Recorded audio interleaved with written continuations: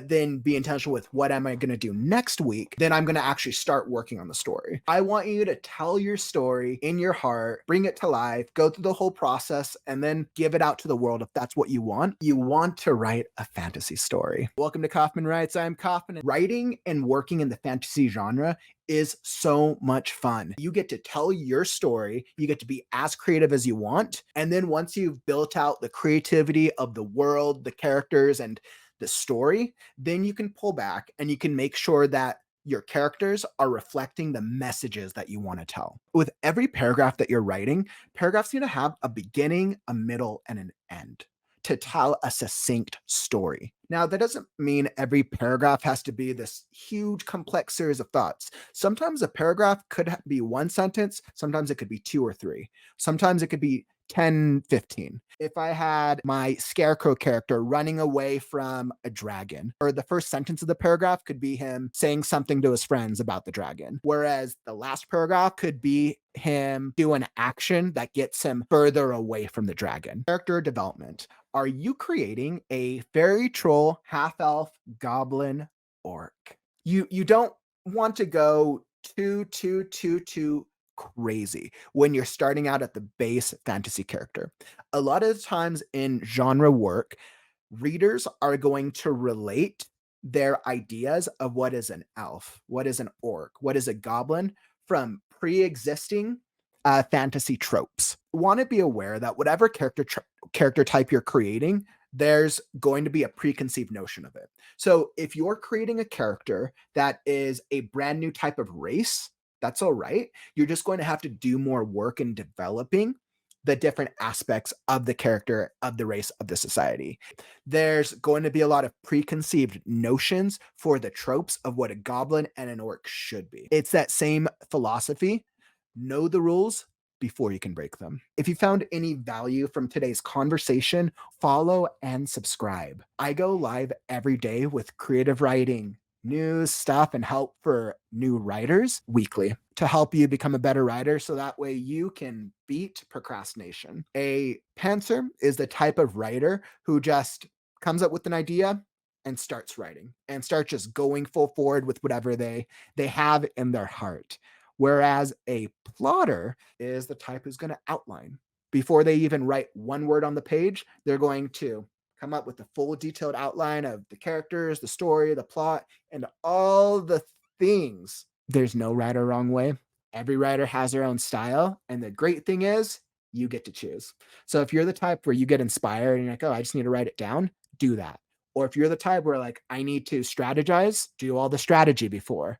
But regardless, I always suggest be intentional with your choices. I find that as a writer, when we do things without intention, they can come across as we can lose interest as we get into our writing, or we can lose our way, or we can get lost in the story we're trying to tell. I think that's why many fantasy writers are stuck in world building so much instead of just writing a story. They just develop hundreds of backgrounds and magic systems and fail to write. If that's something that you struggle with, be intentional. If you know your problem is, I'm going to develop the coolest world and all the things, and I'm going to spend the next month doing that, it's fine. But if you're intentional with being like, okay, I'm going to spend this week with developing my world, my story, and my plot, that's great. But then be intentional with what am I going to do next week, then I'm going to actually start working on the story. I want you to tell your story in your heart, bring it to life, go through the whole process, and then give it out to the world if that's what you want. If you're modeling a world in a fantasy universe,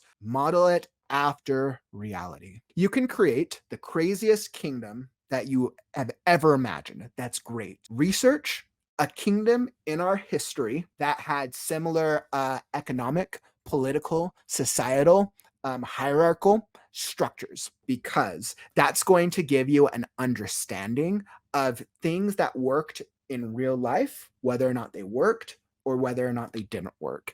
And then you want to take that into the underlying structure of your world. It's very difficult to create a believable fantasy world. So let's say I was going to create like a fantasy city based off Los Angeles. The culture of Los Angeles and California, in Hollywood specifically, is very much everyone's in a rush.